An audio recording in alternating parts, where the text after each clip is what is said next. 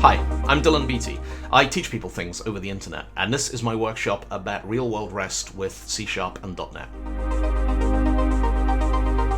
REST is a way of designing APIs based on the patterns and protocols that run the World Wide Web.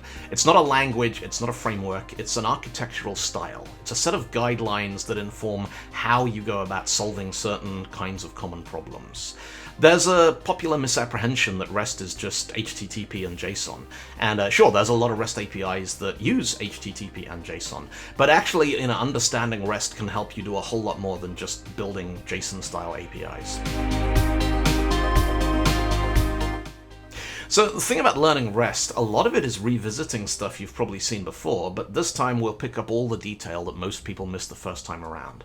You probably worked with HTTP GET and POST, but maybe not come across some of the other methods like put, options, delete.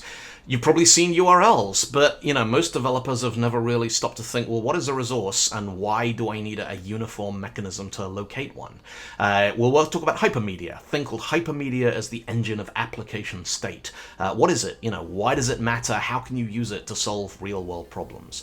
And we'll talk about version management, we'll talk about documentation, we'll talk about testing strategies, all the stuff you need to know to create and deploy changes to your APIs without breaking stuff in production.